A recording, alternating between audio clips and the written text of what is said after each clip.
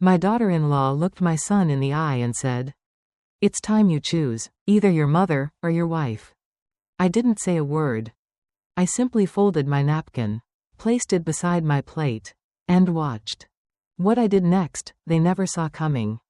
"I'm glad you're here. Stay with me until the end. And tell me where you're listening from." I never imagined a moment like this would unfold at my own dining table.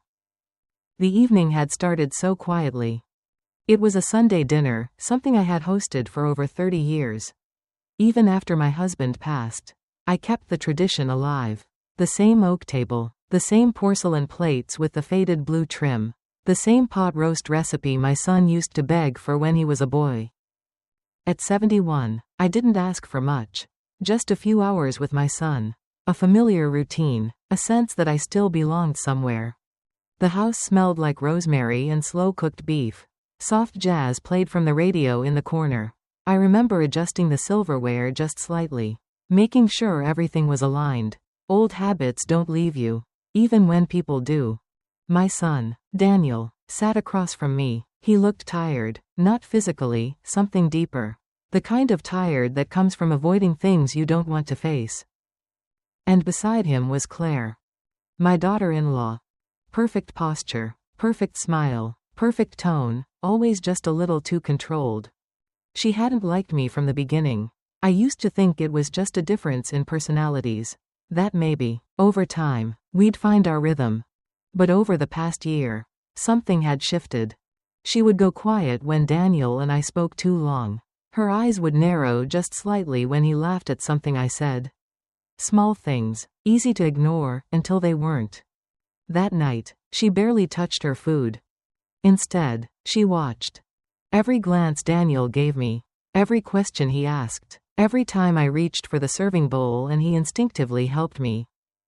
At one point, he said, "Mom, this tastes just like when I was a kid."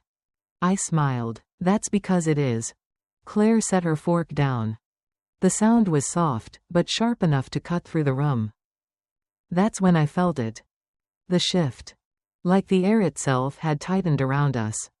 She leaned back slightly in her chair, her fingers laced together, her expression calm but cold. "Daniel," she said. Not loud, not emotional, just deliberate. He looked at her, confused. "Yeah?" She didn't look at me when she spoke next. But I knew this was about me. "It's time," she said. "You've been avoiding this long enough." The jazz music kept playing in the background. The clock on the wall ticked like nothing had changed. But everything had. Daniel frowned. Avoiding what? That's when she finally turned her head. Her eyes met mine for just a second. And in that second, I understood. This wasn't about dinner. This wasn't about small tensions anymore. This was something she had been building toward. Something she had already decided. She turned back to him. And that's when she said it. "Either me, or your mother." The room went completely still after she said it. Not the kind of silence that feels peaceful, the kind that presses against your chest. Daniel didn't answer right away. He just sat there, his hand still resting near his glass, his eyes moving between his wife and me. I didn't help him. I didn't say, "It's okay," I didn't laugh it off. Because deep down, I knew this moment had been coming long before tonight. This wasn't sudden. This was built, slowly, carefully, over months. I leaned back in my chair, the same way I used to when Daniel was little and trying to solve a problem on his own. I had learned early on, if you rush in too quickly, you don't raise a man, you raise someone who depends on being rescued. So I waited. Claire exhaled softly, almost like she was relieved it was finally out. "You see," she said, her voice calm but firm. "This is exactly what I mean. You freeze every time it comes to her." Daniel shook his head. "That's not fair." "Isn't it?" she replied, tilting her head slightly. "Every weekend, you're here. Every decision, you check with her. Every time we argue, you run back to this house like nothing else matters." Her words were smooth. Practiced. Not emotional, strategic. I kept my eyes on my plate. But I listened to every word. Because this wasn't just an argument. This was a case she had been preparing. Daniel rubbed his forehead. Claire, she's my mom. And I'm your wife, she said immediately. The person you chose. The person you're building a life with. There it was. Not anger. Positioning. I finally looked up. Not at Claire. At my son. His face. I hadn't seen it like that before. Conflicted, cornered, smaller than he used to be. And in that moment, something inside me shifted. Not pain. Clarity. Because for the first time, I realized this wasn't just about Claire's jealousy. It was about control. About rewriting what family meant, on her terms. I'm not asking you to abandon her. Claire continued, softer now. I'm asking you to set boundaries. Real ones. Daniel swallowed. What kind of boundaries? She didn't hesitate. No more weekly dinners, no more daily calls, and no more this. She gestured vaguely between him and me. This emotional dependence. Dependence. I almost smiled. 71 years of life, and suddenly, loving your own son had a new name. I reached for my glass of water. My hand steady. Still, I said nothing. Because I needed to hear it. Not from her. From him. Daniel looked at me again. And this time, he didn't look away. That's when I knew. Whatever he said next, would change everything. Daniel took a slow breath. I could see it in his shoulders, the hesitation. The weight of being pulled in two directions. For a second, he looked like the little boy who used to stand in the kitchen doorway. Unsure whether he'd broken something or just imagined he had. Claire, he started, his voice low. This isn't something you just decide like that. Her expression didn't change. I'm not deciding it alone. She said, I'm asking you to choose what kind of husband you want to be. There it was again. Not a request. A test. I watched his fingers tighten around the edge of the table. You're making it sound like I'm doing something wrong, he said. Claire gave a small, almost sympathetic smile. You're not wrong, Daniel. You're just stuck. Stuck. Such a gentle word for something so sharp. I finally spoke. Not loudly, not emotionally. Just enough to exist in the room again. He's not stuck, I said. He's thinking. Both of them turned toward me. Claire's smile faded just slightly. Daniel's eyes softened for a brief second, like he was relieved I had said something. But also afraid of what would come next. I'm not asking him to choose between love and love, Claire said, now looking directly at me. I'm asking him to choose his priority. I met her gaze. Calm, steady. And you believe that means removing me? I replied. She didn't blink. I believe it means creating space where our marriage can exist without interference. Interference. Another new word. I nodded slowly, as if I were considering it. But inside, I was already connecting the pieces. The cancelled visits, the shorter phone calls, the way Daniel had started checking his watch whenever he was here. This hadn't started tonight. Tonight was just where she decided to say it out loud. Daniel pushed his chair back slightly, the legs scraping against the floor. This is getting out of hand, he said, running a hand through his hair. You're talking like my mom is some kind of problem we need to fix. Claire didn't raise her voice. She didn't need to. I'm talking about the fact that every time we try to build something together, she said, there's always a third presence in the room. A third presence. I let that settle. Not because it hurt, but because it revealed everything. I reached for my napkin again, folding it once more, slowly, carefully. Then I looked at my son. Not as someone waiting to be defended, but as someone about to see who he had become. Daniel, I said quietly, she's right about one thing. They both stilled. I held his gaze. You do need to choose. The clock ticked on the wall. The music kept playing. And for the first time that night, I saw fear in Claire's eyes. Daniel didn't answer right away. The air in the room felt heavier than before, like something invisible had settled between the three of us. He looked at me first. Then at Claire. Then back at the table, as if the answer might be written somewhere between the plates and the half-finished dinner. I didn't mean it like that, he said finally, his voice quieter now. I I don't think this should be a choice. Claire didn't move. That's exactly the problem, she replied. You keep pretending it isn't. I watched him closely. Not with anger. Not even with disappointment. Just attention. Because moments like this don't just show you what someone says. They show you what they've been thinking for a long time. Daniel leaned back, rubbing his hands together like he used to when he was nervous. You're asking me to cut my mom out of my life, he said. I'm asking you to stop putting her before your life, Claire corrected. Before. After. Above. Below. It was strange how love could suddenly be measured like that. I let out a slow breath and looked down at my hands. These same hands had held him when he was a newborn. Had stayed up nights when he had a fever. Had packed his lunches, ironed his shirts, clapped the loudest at every school event. And now. We were discussing where I ranked. I almost smiled again. Not because it was funny. But because it was clear. Daniel turned to me, his eyes searching. Mom, say something. I lifted my head slowly. I already did, I said. He frowned slightly. That's it? I nodded. Because there was nothing else to explain. No speech. No defense. If he needed someone to argue for their place in his life, then the answer was already there. Claire shifted in her seat, her fingers tapping lightly against the table. Impatient now. She thought she had control of this moment. Maybe she had, until now. Daniel, she said, her tone firmer, I need an answer. He looked at her. Then at me. And for the first time that night, I didn't see a boy caught in the middle. I saw a man standing at a line. And whatever he chose next, would tell me everything I needed to know. He straightened slightly in his chair. Took a breath.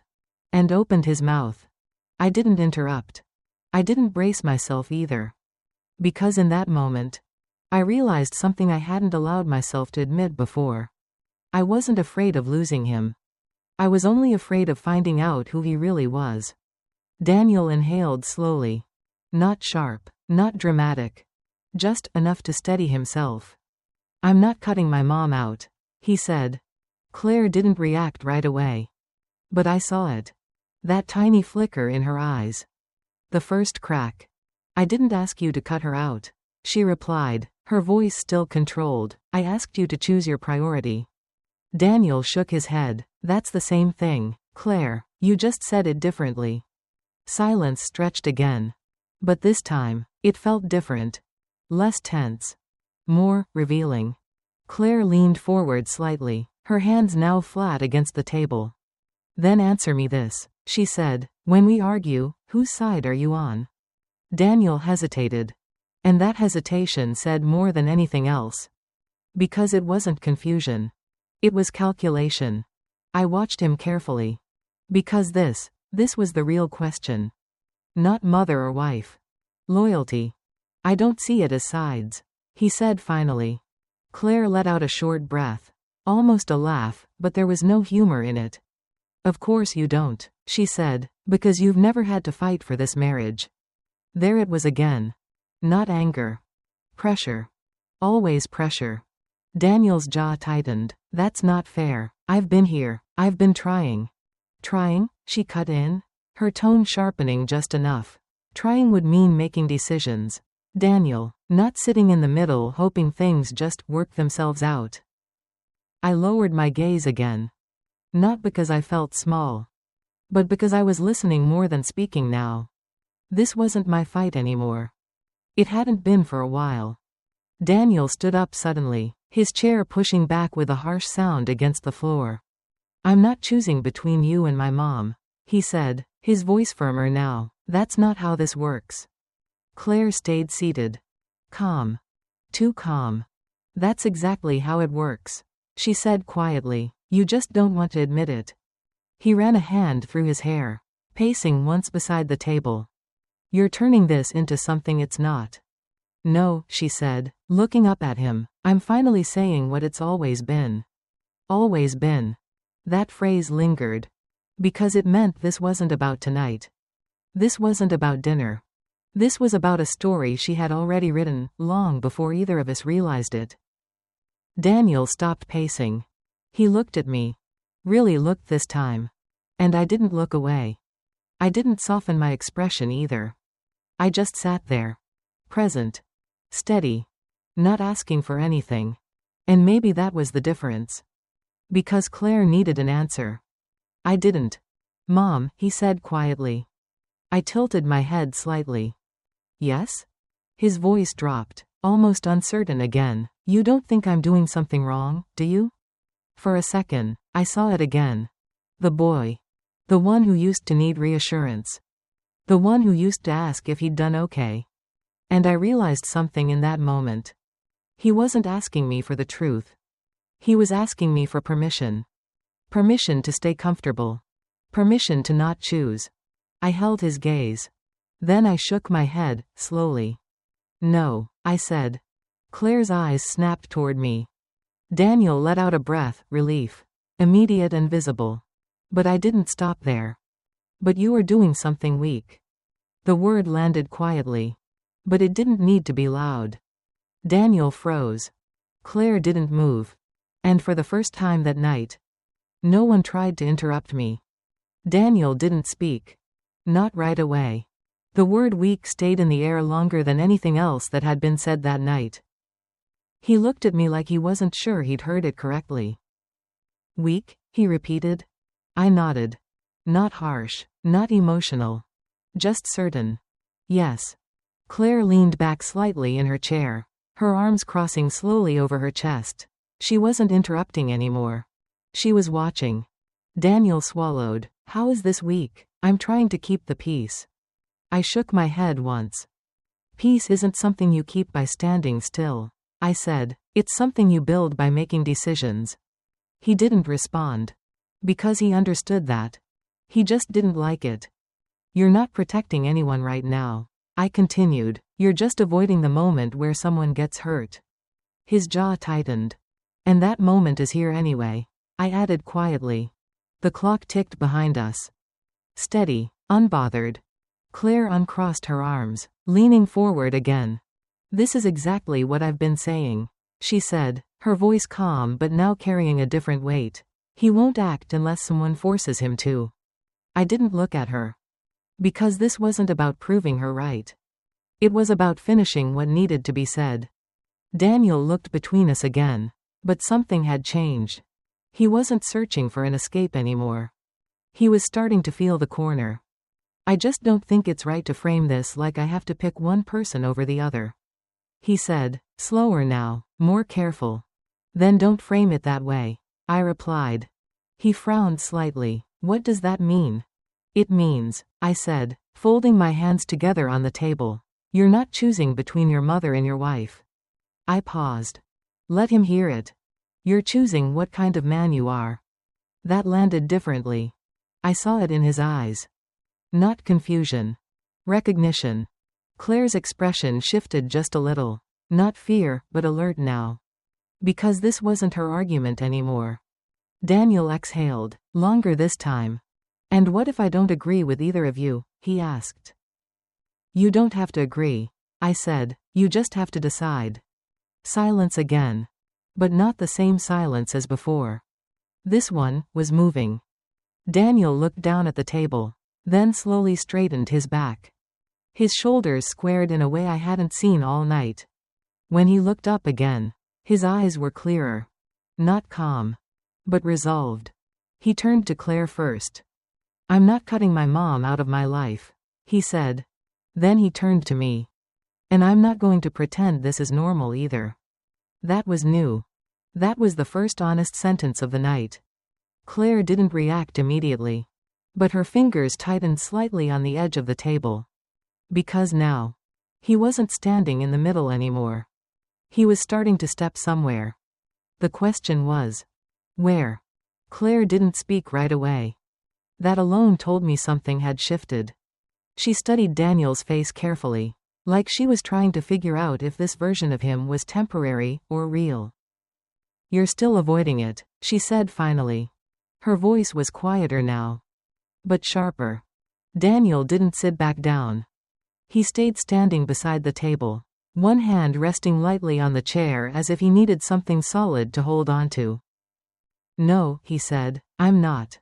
Claire tilted her head. Then answer me clearly. There it was again. Not a conversation. A demand. Do you put this marriage first, or not? The words didn't echo. They landed. Heavy, direct, final. I didn't move. I didn't look away. But I also didn't step in. Because this part didn't belong to me. Daniel took a slow breath. I could see the tension in his shoulders. But it wasn't the same hesitation as before. This time, it looked like he was choosing his words carefully. Not to avoid conflict, but to define it. I chose this marriage the day I married you, he said. Claire didn't nod. Didn't soften. Then act like it. Daniel's hand tightened on the back of the chair. I am, he said, just not the way you want me to. That landed. Claire's expression changed, not dramatically, but enough. Less control. More resistance. And what does that mean? She asked. Daniel glanced at me for a brief second. Then back at her. It means, he said slowly, you don't get to decide who matters in my life. The room went quiet again. But this time, it wasn't tense. It was clear. Claire let out a small breath through her nose, almost like she was recalibrating. You're choosing her, she said. Not a question. A conclusion.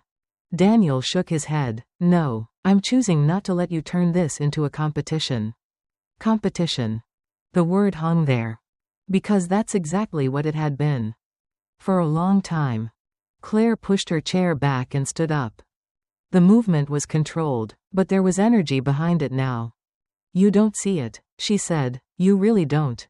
Her eyes moved toward me briefly. And for the first time that night, there was no effort to hide it. Not politeness. Not restraint. Just something colder. She's always in the middle of everything. Claire continued. Every decision, every plan, every moment that's supposed to be ours. I met her gaze. Calm. Unmoved. Because I knew something she didn't. I wasn't in the middle. She had placed me there. Daniel stepped forward slightly. That's not true, he said. Claire let out a short laugh, sharp this time. Then why does it feel like I'm the one being pushed out? That question stayed in the air. Not because it was right. But because it was real, to her. Daniel didn't answer immediately. And I didn't either. Because for the first time. This wasn't about proving anything. It was about exposing what had already been there all along. Claire looked at him one more time. Her voice lower now. More final. I'm not living like this. Daniel. Another pause. Then. You either set the boundary, or I will. And that wasn't a request anymore. Claire's words didn't echo. They settled. Like something already decided. You either set the boundary, or I will. No one moved. The music had stopped at some point, I didn't even remember when. The house felt quieter than it had all evening. Daniel stood there, still beside his chair. Not pacing anymore. Not hesitating the same way either. This was different. This was the moment where silence would no longer protect him. He looked at Claire. Really looked this time. Not with confusion. Not with guilt. But with something steadier. What does that mean? He asked. Claire didn't blink. It means, she said, if you won't create distance, I will. There it was. Clear.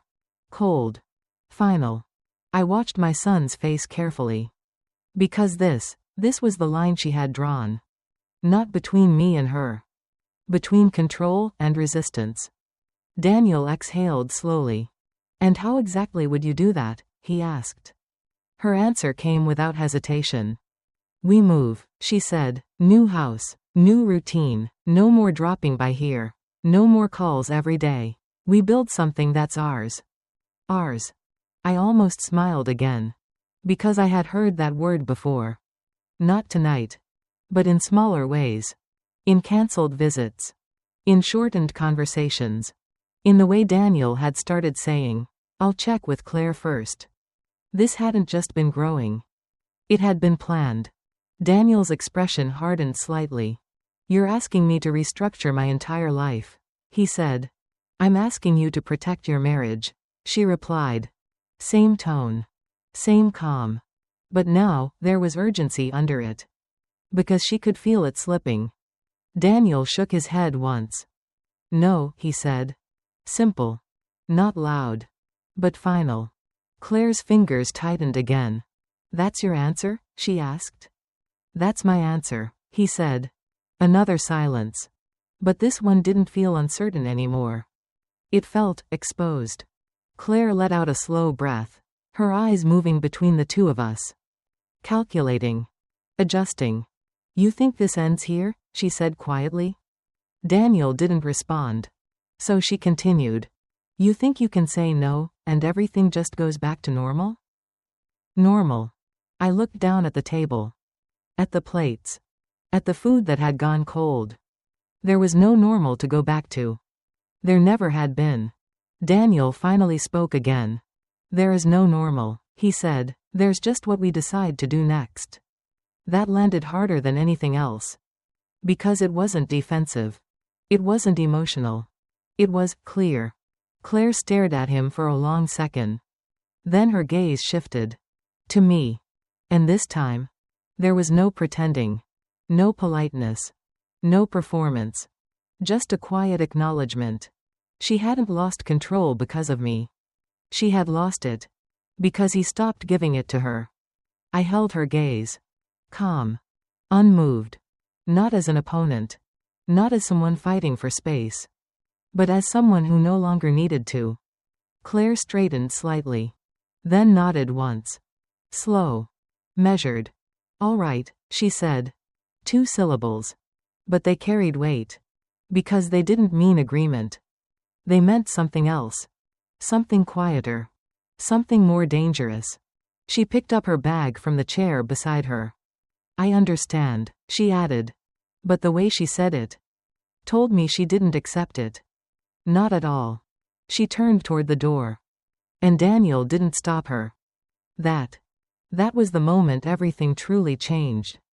The front door closed softly behind Claire. Not slammed. Not dramatic. Just final. The sound echoed through the house longer than it should have. Daniel didn't move right away. He stood there, staring at the door like something might change if he waited long enough. It didn't. I stayed seated. My hands still resting on the table. Exactly where they had been. The food between us had gone completely cold now. Neither of us reached for it. After a few seconds, Daniel let out a slow breath and ran his hands over his face. I didn't think it would go like that, he said. His voice was quieter. Not defensive anymore. Just tired. I didn't respond immediately. Because this wasn't the moment for comfort. And it wasn't the moment for blame either. It was the moment for truth. You knew it would come to this, I said. Not harsh. Just steady. He looked at me, a little surprised. I didn't think she'd actually leave, he admitted. I nodded slightly. That's because you thought she needed you more than she needed control. He frowned. Control? He repeated. I held his gaze. Yes. He didn't argue. But I could see it, the part of him that was starting to replay everything. The small things. The comments. The patterns. Daniel pulled out his chair and sat down again. Slower this time. Like the weight of the evening had finally caught up to him. She thinks I don't put her first, he said. She thinks she has to compete, I replied. He shook his head. That's not what I want.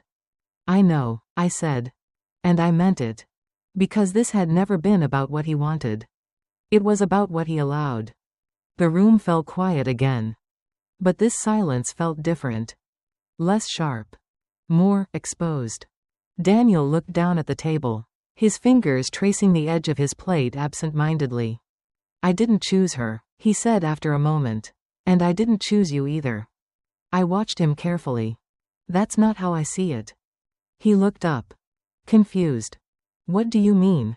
I leaned back slightly in my chair. You chose to stop being pushed, I said. He held my gaze. Processing.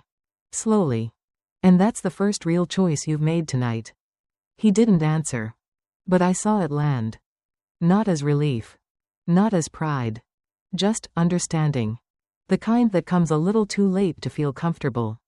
After a moment, he glanced toward the door again. You think she'll come back? He asked. There it was. Not about the argument. Not about the truth. About what comes next. I didn't answer right away. Because the honest answer wasn't simple. And it wasn't soft. She will, I said finally. His shoulders relaxed just a little. But I wasn't finished. But not the same way. He stilled. What does that mean? I looked at the empty doorway. Then back at him. It means, I said quietly, she didn't walk out because she gave up. I paused. Let the words settle. She walked out because she's planning her next move. Daniel didn't speak. Didn't look away either. And in that moment, I knew something he didn't. This wasn't over. Not even close. Daniel didn't say anything after that. He just sat there, staring at the table like the answers might rearrange themselves if he waited long enough. They didn't. I stood up slowly and began clearing the plates. Same routine. Same movements. As if the evening hadn't just split something open between all of us. The sound of porcelain touching porcelain felt louder now. More deliberate. Daniel watched me for a moment. You don't have to do that, he said quietly. I gave a small nod. I know. But I kept going. Because sometimes, continuing a simple task is the only way to stay grounded when everything else shifts. He leaned back in his chair, exhaling slowly. I thought saying no would fix it, he admitted. I paused for a second, holding one of the plates in my hand. No, I said, it just revealed it. He didn't respond. Because he understood the difference. I carried the dishes to the sink, turning on the faucet. The steady stream of water filled the silence between us. For a while, neither of us spoke. Then, my phone buzzed softly on the counter. I didn't rush to it. But I saw Daniel glance at it. He already knew. I dried my hands with a towel before picking it up. A message. From Claire. I opened it. Not quickly. Not slowly either. Just at my own pace. Daniel stood up without realizing it, taking a small step closer. What did she say? He asked. I read the message once. Then again. Not because I didn't understand it. But because I wanted to feel how it was written. Careful. Controlled. Just like everything else she did. I turned the screen slightly so he could see. It wasn't long. Just one message. I think it's best if Daniel and I take some time apart from everything, including you. I'll be speaking with a lawyer tomorrow. Daniel's face changed immediately. Not shock. Not anger. Something heavier. Realization. She's serious, he said. I nodded. She always was. He ran a hand through his hair again, pacing once across the room. This is too much, he muttered. It's too much. I placed the phone back down on the counter. Gently. No, I said, this is exactly what she wanted. He stopped. Turned toward me. What do you mean? I met his eyes. She asked you to choose, I said, and when you didn't choose her the way she wanted, she created a consequence. He frowned. You're saying this is planned? I didn't hesitate. Yes. The word settled between us. Heavy. Uncomfortable. But clear. Daniel shook his head slowly. I don't understand how it got this far. I looked at him for a long moment. Then I answered. It didn't get this far tonight. I paused. It got this far because every time she pushed a little, you stepped back instead of holding your ground. He didn't argue. Because now. He could see it. The pattern. The silence. The compromises that didn't feel like compromises at the time. Daniel looked down, his shoulders heavier than before. So what happens now? He asked. That question again. But this time, it was different. Less about hope. More about reality. I walked back to the table and pulled out my chair. Sat down. Calm. Steady. You let her do what she's going to do, I said. He looked up. And you? I held his gaze. I do what I should have done a long time ago. He frowned slightly. What's that? I didn't answer right away. Because this part. He wasn't expecting. I stopped being part of a game I never agreed to play. The room went quiet again. But not empty. Not uncertain. Just clear. And for the first time that night, I wasn't waiting to see what they would do next. I already knew what I would. Daniel didn't sit down again. He stayed where he was, standing in the middle of the room like he wasn't sure where he belonged anymore. I didn't realize it was a game, he said quietly. I looked at him. That's because you weren't playing, I replied. You were reacting. He let that sink in. Slowly. Painfully. The house felt different now. Not emptier, just clearer. Like something that had been sitting in the air for months had finally been spoken out loud. Daniel walked toward the window, glancing outside as if he expected to see Claire's car still there. It wasn't. She said she's calling a lawyer. He muttered, that's not just emotional. No, I said, it's strategic. He turned back to me. You really think she planned all this? I didn't answer immediately. Not because I wasn't sure, but because I wanted him to arrive there himself. Think about it, I said. The distance, the rules, the pressure, and now, this. He nodded slowly. Connecting it. Piece by piece. I thought she just wanted space. He admitted. She wanted control over what that space looked like. I corrected. That landed. Daniel sat down finally, but not at the table this time. Just on the edge of the chair, like he wasn't staying long. I don't know what to do, he said. That sentence didn't sound like the boy from earlier. It sounded like a man who had run out of ways to avoid a decision. I leaned back slightly. You already started, I said. He frowned. By saying no? Yes. He shook his head. That doesn't feel like enough. It's not, I said calmly, but it's the first honest thing you've done in a while. He looked down at his hands. Quiet. Thinking. The kind of thinking that doesn't look for an easy way out. What if she doesn't come back? He asked. I watched him carefully. Then you'll find out what she was really building, I said. He didn't like that answer. I could tell. But he didn't argue with it either. Because now, he understood something he hadn't before. This wasn't about keeping everyone happy. That option had already disappeared. The clock ticked again in the background. Steady. Unchanging. Daniel stood up slowly. Not rushed. Not panicked. Just decided enough to move. I should go talk to her, he said. I didn't stop him. I didn't tell him to stay. Because this part wasn't mine to control. If you go, I said, don't go to fix her reaction. He paused. Hand near the door. Then why go? I met his eyes. To tell the truth, without asking for permission. He held my gaze for a second longer. Then nodded. Not fully confident. But no longer unsure. He reached for his keys. Opened the door. And stepped out into the night. The house fell quiet again. But this time, it didn't feel like something was missing. It felt like something had finally been put back in its place. I walked back to the table, slowly sitting down in my chair. The same chair I had been sitting in when all of this started. Nothing around me had changed. Same walls. Same table. Same silence. But I wasn't the same woman who had set that dinner. I folded my hands together. Looked at the empty seat across from me. And for the first time in a long time, I wasn't waiting for anyone to choose me. I had already chosen myself. The house stayed quiet long after Daniel left. Not heavy. Not empty. Just still. I didn't turn the lights off right away.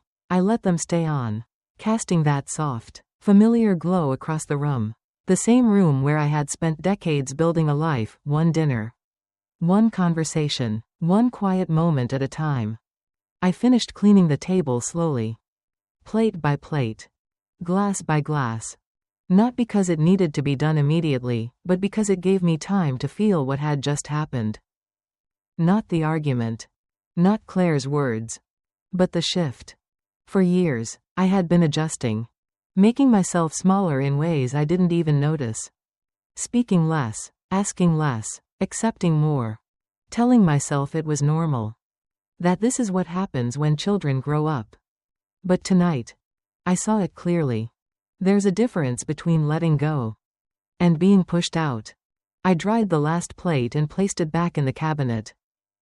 Everything in its place.